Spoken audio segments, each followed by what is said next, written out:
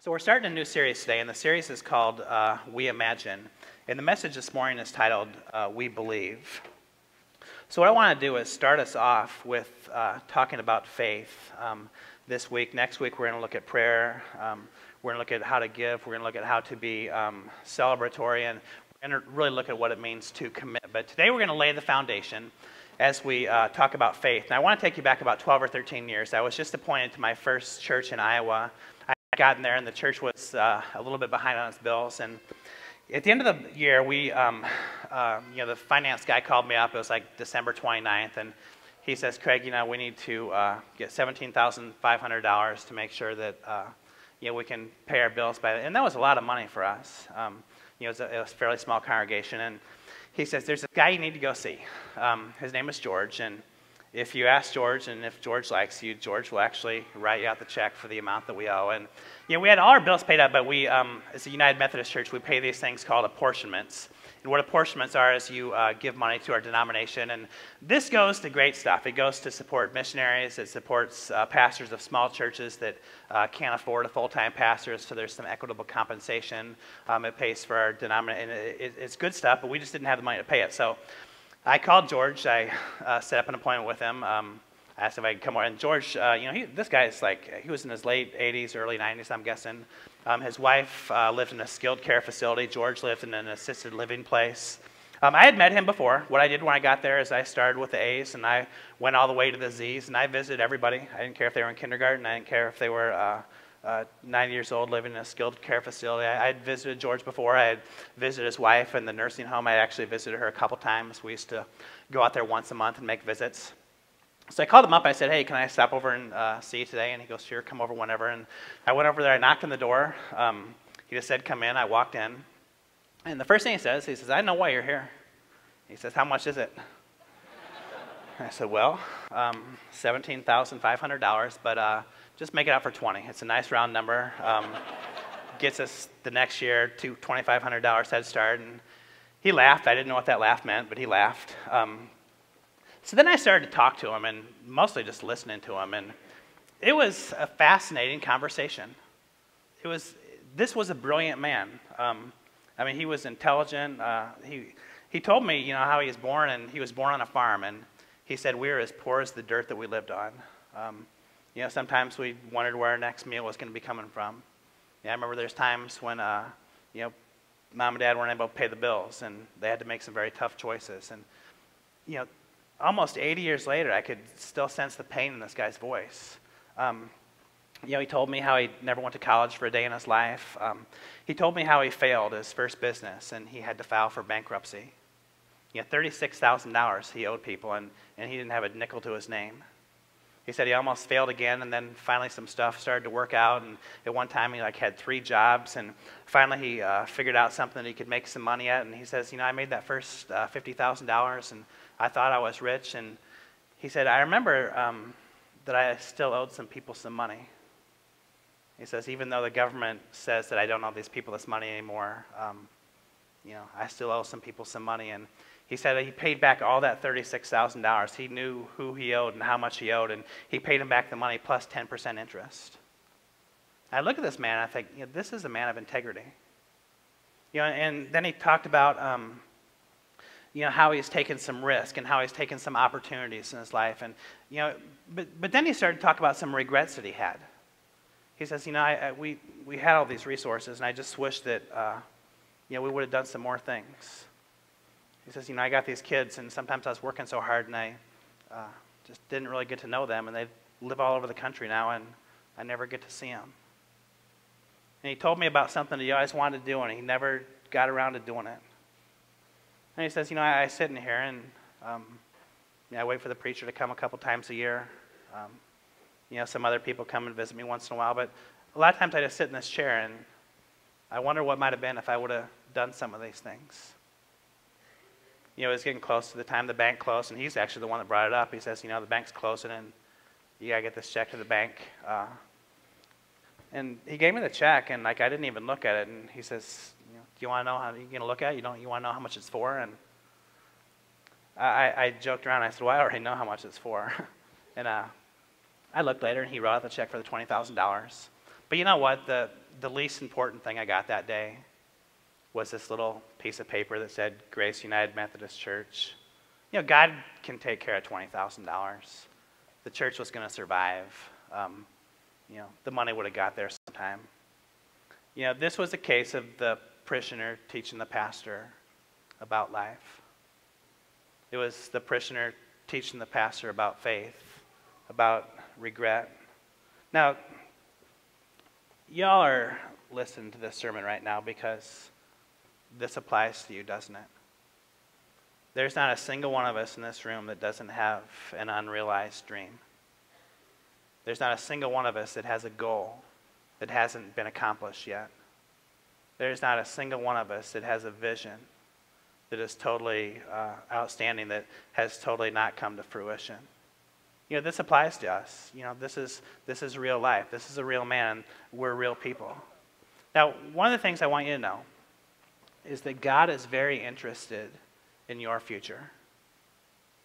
God isn't interested just in the future of the people that come to church every week.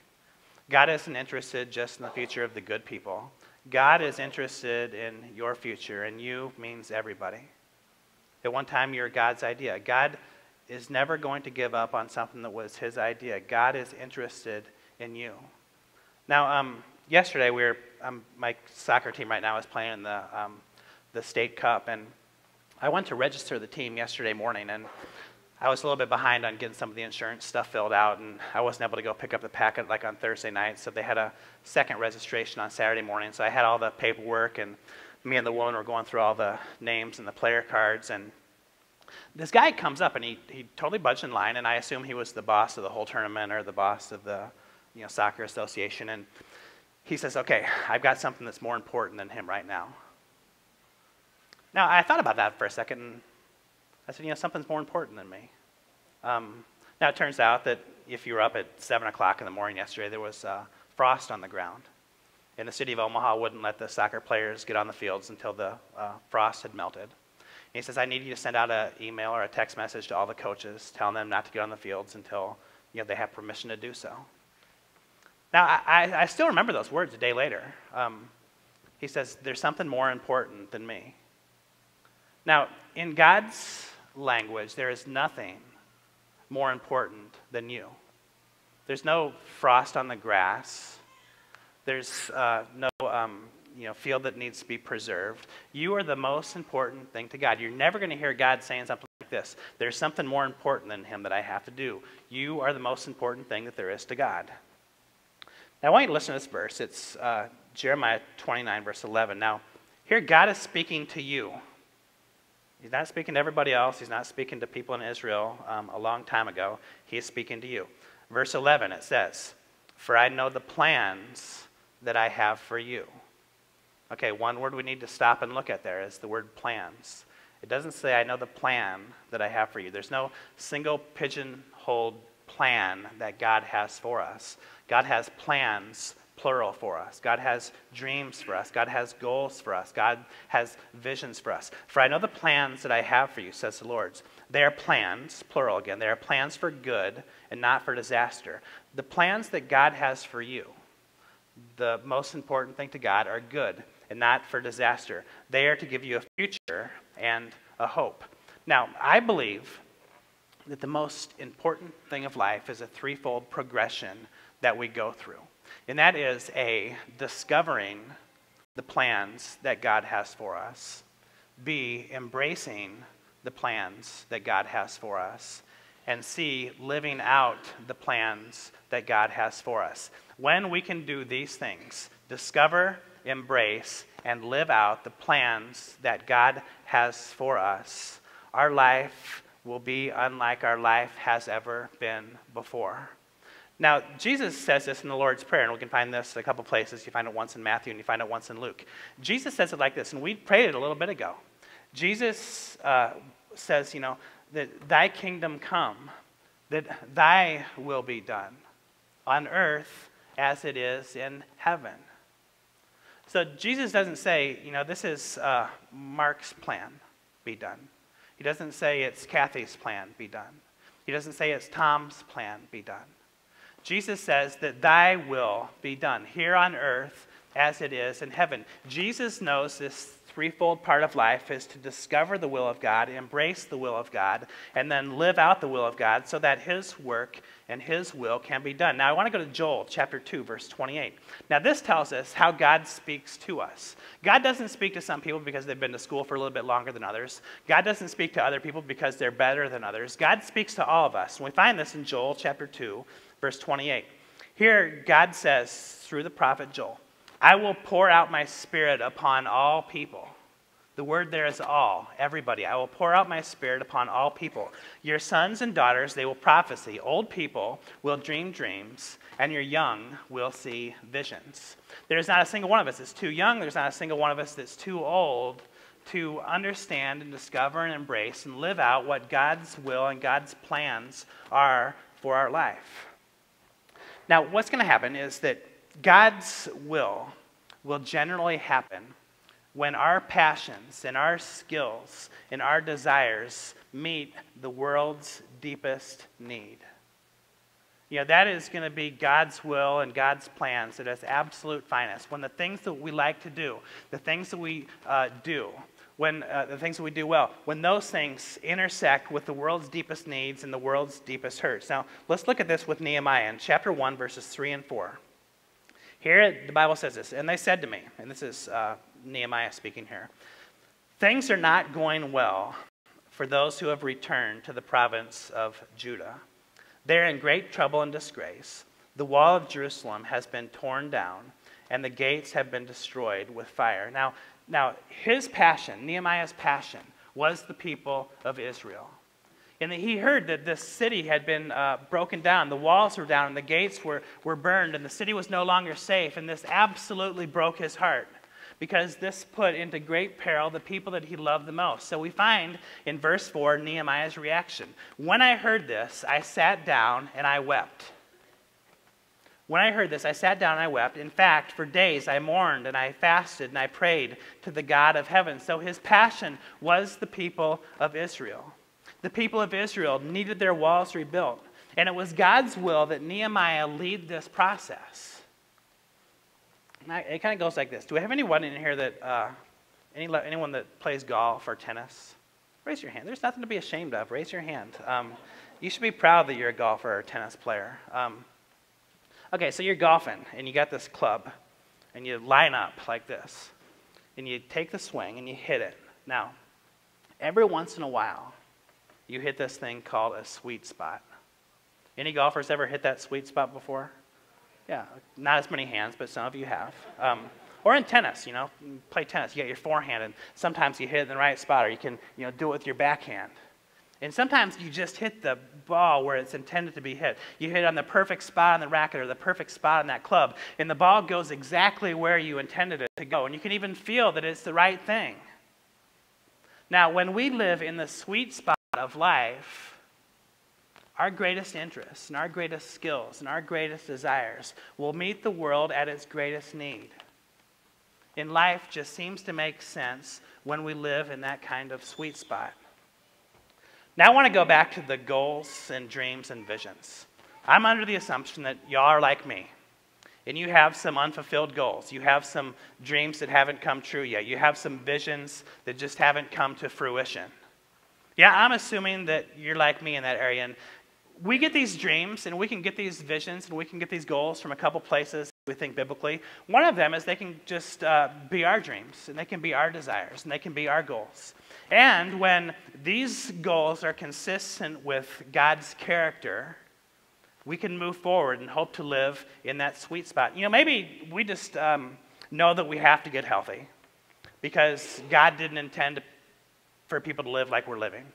We're too maxed out and we're too stretched out and we just don't feel good most of the time. And we know that this is not, and this is consistent with God's character because God wants what's best for God's children.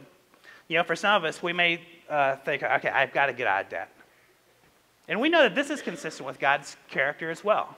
The Bible talks in many places about debt, and being out of debt opens up a world of possibilities that being in debt doesn't allow.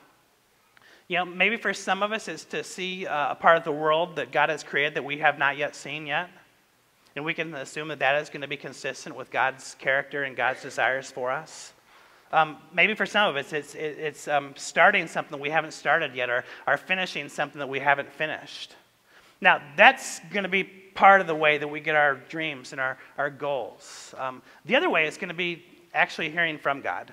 Getting this vision and having these goals and having these dreams from God. Maybe it's to set better boundaries, or maybe we were reading the Bible and we realized that this generosity thing is good and we need to give it a try. Or maybe it's praying more regular, or searching the scriptures. Maybe it's, maybe we become convicted that we need to do our part to relate to somebody a little bit better than we're currently relating to them. We can't necessarily control their actions, but we can control our half of the relationship. And maybe God has convicted us that we need to do that. So regardless of how the vision comes, regardless of how the dreams come, we have these things in our life, and we are at a critical point then, aren't we? Every one of us who has an unfulfilled dream, every one of us who has a goal that has not yet been accomplished, every one of us that has not yet seen the vision become a reality, we are at a critical point because we can choose one of two things. We can either choose inactivity, or we can choose risk and activity. Now, whether we choose inactivity or activity or risk is going to decide now on two theological words. And these words are doubt and faith. So what I'll tell you is that doubt is going to lead to inactivity. And I'm going to tell you that faith will lead to risk. Now, I want to take you down the path of doubt and inaction first. That's the first road that we're going to travel. We don't have to spend a long time on this road because enough of us have spent enough time on this road already, haven't we? Now, if you're new to this whole Christianity thing, if you're not even sure what you believe, if you believe something else, this is going to apply to you just like it's going to apply to the person who has invested in herself in the church for as long as she can remember. Let's start with this saying. If you don't believe that you can do it, you're not going to do it. Okay, so think of the goal. Think of the vision. Think of the dream. If you don't believe that you can do it, it's not going to happen. That's just the way life works. James chapter 1, verse 6 says, "You must believe and not doubt, because the one who doubts is like a wave of the sea, blown and tossed by the wind." You ever seen the ocean before when it's windy, or the Gulf when it's windy? The Bible says the one who doubts is like that wave out there. You're being tossed around by external forces. The wind is telling you where to go, and you're more than happy to do it, drifting around aimlessly. Here's the progression. Doubt leads to inaction, and inaction then leads to misery. Inaction, what happens is the man sits in the chair at the end of his life, and he carries deep regrets, wondering what might have been had he not taken a chance, had he not taken a risk. I remember George telling me, he said, Craig, my biggest regrets in life aren't the things I've done, the mistakes that I made. My biggest regrets in life are the chances that I didn't take. Those things that I just have to wonder, what would my life have been like if I just would have tried this? Watching life pass you by is a cruel form of long-term punishment. Being a spectator and a commentator to a life that you were meant to be a participant in is a cruel form of long-term punishment. A lot of times I'll talk about the weddings that I do, and I'm going to talk about the funerals that I do right now.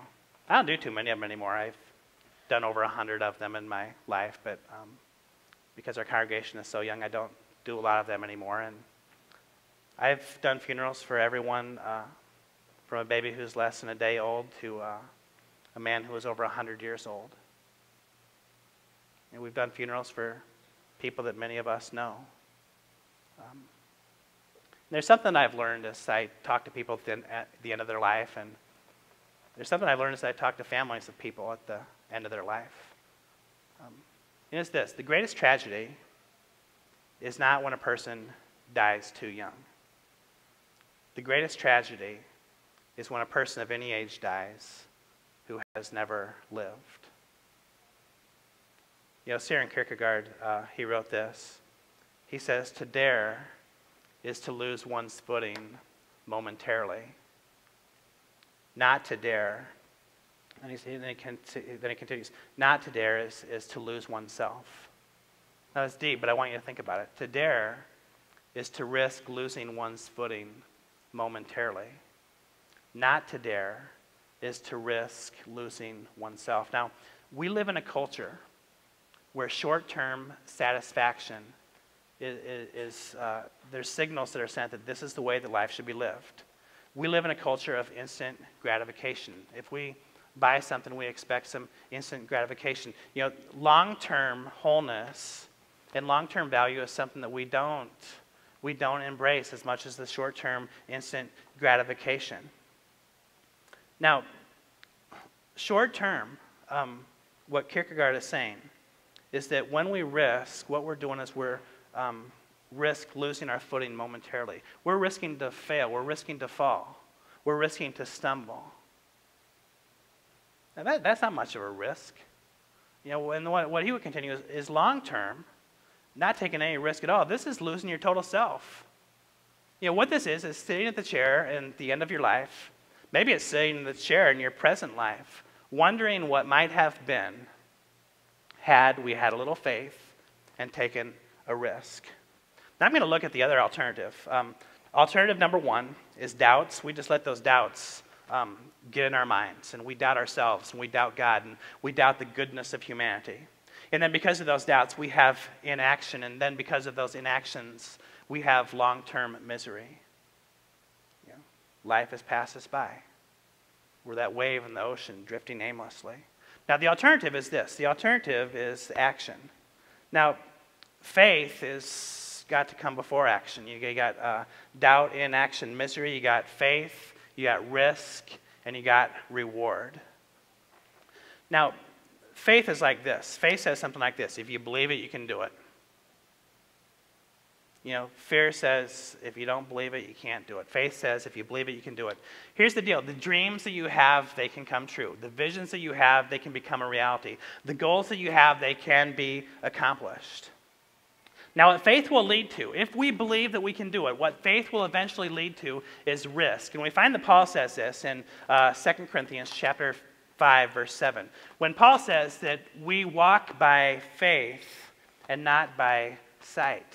Mark chapter 9, verse 23, we hear Jesus saying this himself. Here, Jesus is talking, and he says, "What do you mean, if I can?" Jesus says. "What do you mean, if I can?" Anything is possible for a person who believes. So what faith is then, is it's taking the next step in the journey, even though you cannot see the end of the destination. Now I'm going to tell this story about this guy that usually goes to the 9 o'clock service. He's actually here right now. He didn't know I was talking about him this morning, but he heard from someone as he was exiting, and I won't mention his name, but many of you do know who he is. And I think it was about 4 years ago. This man weighed over 300 pounds. Now I want to tell you what he did last Saturday. This is a phenomenal transformation that's happened. Last Saturday, he ran an ultra marathon, 31.1 miles. Now, I'm going to tell you, there was a day that he took the first step. And there was an inherent risk in taking that first step. Number one was injury. 315-pound guy running, there's a pretty good chance there's probably going to be some injury that's going to happen. There was a risk that failure was going to happen. There was a risk that burnout was going to happen. But with the risk came the reward. And the reward came last Saturday when he crossed the finish line and got the medal around his neck. The reward has come over the last 3 or 4 years as he has embraced a healthy lifestyle. Now, he is a living testimony that a long-term goal, whatever that, and your goal probably has nothing to do with running, it probably should have nothing to do with running. But he is a living testimony that this destination that is long off in the future starts with a single step of faith. There's no other way to get to the destination than beside to take that first step. Now, if you believe it, you can do it. The economists will tell you that The rewards come from taking the risk. There's no other way to get rewards other than taking risk. The theologian will tell you that taking risk comes from having faith. So if we combine this, we realize that faith in God, faith in ourselves, faith in other people will lead us into taking risk so that we can become something that we're currently not, and the reward is down the road. Now, I know that many of you are risk adverse. I know that sometimes I'm risk adverse. There's people in this room that make money because people are risk adverse. We buy car insurance. We buy health insurance. We buy life insurance. We have to buy insurance for soccer coaches that they don't get out of line and get mad at the referees or the kids or whatever. We're risk adverse people. Now, I'm not talking about this kind of risk. We get on a hot air balloon and we go 113,000 feet above the ground and we jump out of this hot air balloon in a parachute. And we break the record for the longest parachute jump in the history of the world, like that guy did last Sunday. That's not the type of risk that I'm talking about. I'm talking about the risk that makes life happen. Now, some of us are being asked to offer radical forgiveness to another person. There is some inherent risk that comes along with this. The risk is that you may be hurt again. The risk is that we may have to offer and swallow a little bit of pride. Now, for some, the risk might be joining a small group. The risk here is that we may not understand the people that we're with, or we may say something that just doesn't make sense to anybody. There's a risk in going back to school. There's a risk in relentlessly pursuing a dream. There's a risk that is involved with not pursuing, not stopping until we reach that goal. There's a risk in doing something you've always wanted to do before but have never quite had the courage to do it. Now, let's talk about that word courage. In Joshua chapter 1, verse 9, here's what God says to Joshua about courage. Joshua had a vision. Joshua had a dream. Joshua had a goal. It was to move the people from the wilderness to the promised land. And Joshua didn't know if he was the man to do it. He had not been able to do it up to this point. And his predecessor Moses, who was much better than him, wasn't able to do it either. So God says to Joshua, this is my command. This applies to all of us that have those unrealized dreams. It applies to all of us that have those goals that have not been reached yet. This is my command. Be strong and courageous. Listen to those words. Be strong and courageous. Do not be afraid or discouraged. For the Lord God with you. The Lord God is with you wherever you go. God had a conversation with Joshua and it went something like this. Joshua, the easy thing to do in the short term is to stay in the wilderness. These people, they don't want to cross that river. They're going to argue a whole lot less. But I want you to know, Joshua, if you don't do something, they're going to be living in this desert for the rest of their life. Now, I got a plan, and this plan is for you to lead these people across this river into this land that they've never, ever experienced before. It's this land flowing with milk and honey. It's this land that I have provided and I have promised to them. Now, it's not going to be easy. You're going to get a lot of pushback. These people aren't going to like you very well. But I'm going to be with you. Don't be afraid. I'm going to help you make sure this thing happens. Now, just like Joshua, we understand that many rewards in life only happen from taking a risk. Taking a risk is a product of faith. So it goes faith, risk, and then reward. The reward comes in John chapter 10, verse 10, where Jesus says, the thief comes to steal and to take away. The thief is very content. Satan is very content where we are right now. The inactivity, the doubts, the fears, the brokenness, that is exactly where Satan wants us to stay. The thief comes to steal and to take away, but I come to give. I come to give you life in all of its fullness. That's the reward. That is the reward that God has. God says, I have come to give you life in all of its fullness. One of the translations says, I've come to give you life in all of its abundance. I have come to give you life to move you out of the wilderness that we are currently in to the promised land that I have created and prepared for you. Now, I know what some of you are asking. I know that there's a question that many of you are asking. And it's a question that is in your head right now. And the question goes something like this.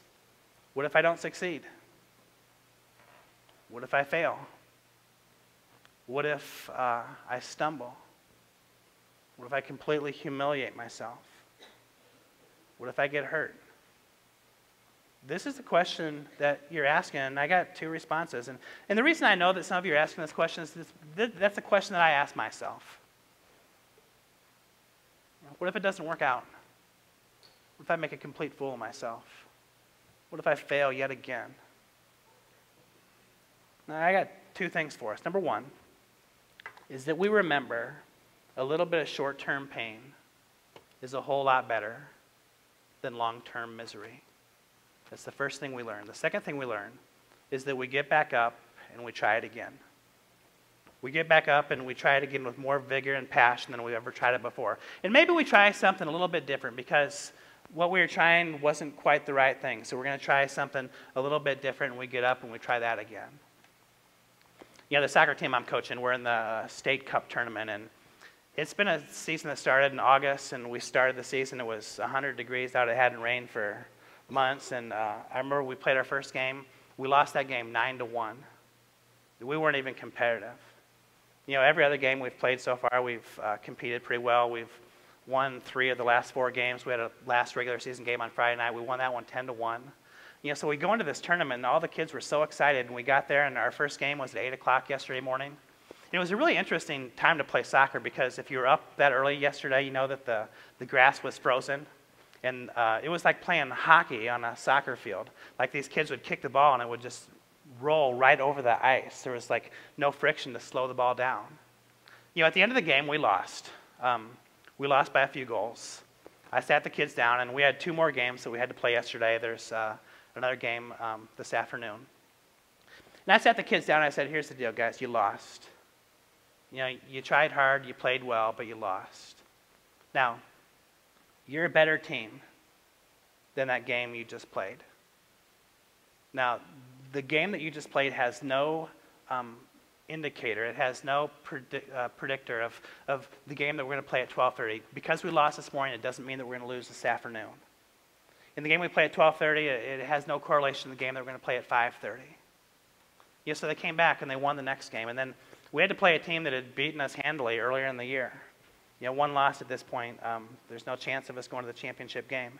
And I asked the kids before the game, I said, do you believe that you can win this game? They said, we've played these guys before and they beat us. I said, do you believe that you can win the game? And they said, yeah, we do. Now, some of them were saying it because they knew it was the right thing to say. Some of them were saying it because they believed it. And I said, do you believe that you can win this game? And all of a sudden, you know, we believed that we could win the game. We put our hands in the middle. We go, 1, 2, 3, Arsenal. And we go out in the first half. The score was 0-0 at halftime. Yeah, so at the middle of the halftime, at the break before we go to play, I said, do you believe that you can win this game? If you don't believe that you can win this game, then you're not going to win this game. Do you believe that you can win this game?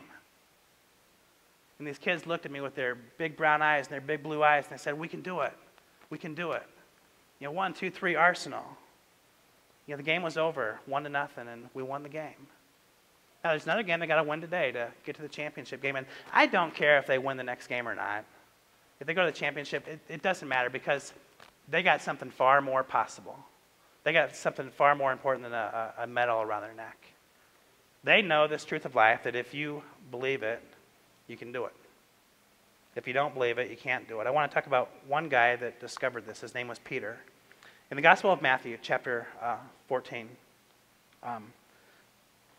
verse 24, meanwhile the disciples were in trouble far away from the land, for a strong wind had risen, and they were fighting heavy waves. Now, you've been here before, haven't you? You've been on a boat where the waves are crashing into it. Sometimes this is what our life feels like. About 3 o'clock in the morning, and the reason Matthew says this is because it was dark. You know, so it is dark, and these waves are crashing into the boat. Jesus came to them, walking on the water. When the disciples saw him walking on the water, they were terrified. In their fear, they said, it is a ghost. But Jesus spoke to them at once. Don't be afraid, he said. Take courage, I am here. Now, the first part of this text, what we learn, is that in our deepest and our darkest moments, that God is with us. In fact, God is not just with us. God will make his way to us. Now, Matthew here continues. Then Peter called to him, and Peter's the one we're going to look at. Lord, if it's really you, tell me to come to you, walking on the water. In verse 29, Jesus says, yes, come. Okay, so Peter had faith that he could do this. Peter took a risk. In the verse, we're going to find this risk in verse 29. So Peter went over to the side of the boat, and he walked on the water toward Jesus. Okay, faith is that he believed that he could do it. risk as he actually did it. Now, did Peter get a reward here? No, not at all. In verse 30, the Bible says, "But when he saw the strong wind and the waves, when the doubts and the fears and all those sorts of things came into Peter's mind, he was terrified and he began to sink. He reached out his hand to God, and it was Jesus himself who picked him up." So what Peter did is he regrouped, he reorganized, and he tried this whole thing again.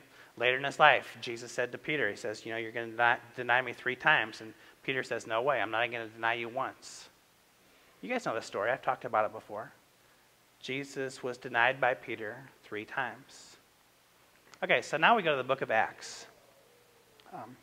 Here, God goes up to Peter and he says, Peter, I need you to preach. There's going to be a bunch of people here, and I need you to be my preacher. Now, Peter could have said something like this, I tried to walk on water and I sunk. I promised Jesus that I wouldn't deny him, and I did it. I didn't do it once. I didn't do it twice. I did it 3 times. I'm a failure. Pick John. Pick Matthew. Have Luke do it. He's bright. God says, no, Peter, you're the guy that I want. Your brokenness, your experience, you're the one that I'm going to use to speak to these people. And Peter says, all right, God, I have faith. I'm going to risk that I'm going to make a complete fool of myself. I don't know if the rewards are going to be any different than the first 2 times, but I'm going to try this one more time. So in Acts, in the book of Acts, we find in verse 41, those who believed what Peter said were baptized and added to the church that day, about 3,000 in all. Peter, the failure. Peter, the guy that sunk like a rock in the water. Peter, the guy that couldn't deny Jesus quickly enough. He was the one that God used to save all those people that day. Now, that's the reward. Now, this has 2 applications. One application is for you personally. Now, the application is this. You're at that crossroads. You're at that point in your life. We can have doubts, and we can let those doubts rule our life, and we can have inactivity. And we can sit in that chair wondering what life might have been like had we tried something a little bit different. We're the ones that are sitting in the stands watching the other people play the game. We're spectators or maybe commentators. Now, the other way goes like this. We got faith. We've had faith, and we've tried stuff before, and we're going to try it again until we find that reward that God is telling us to find. We're going to stumble a few times. We're probably going to fall a few more times. We're probably going to fail a few more times. But anytime there's a reward, there's got to be a risk. And I believe that God is calling many of us to step out in faith in some area of your life to achieve this reward that God wants for us. Now, the next thing is with our church. Now, last week, our church took the biggest risk that we have ever taken. Unanimously, we voted that we're going to buy 23 acres of land on Harrison Street. This is a risk. Now, this risk was made possible by faith. We have faith that God will provide. We have faith in each other that we will be effective stewards of what God has blessed us with. We know that this is a risk, but we also know that there's a reward. And this reward will be very similar to the reward that Peter experienced. The Bible says that thousands will be saved. Thousands will be baptized. And we're willing to take that risk because we have faith in God and we have faith in each other. So I want to lead us in a time of prayer as we close this worship experience. And I want you to make this time about you. Because I have a feeling that God is speaking to many of us this morning about something that is just right beside us, something that is so close to us. So let's go to God and let's pray. Lord, I want to...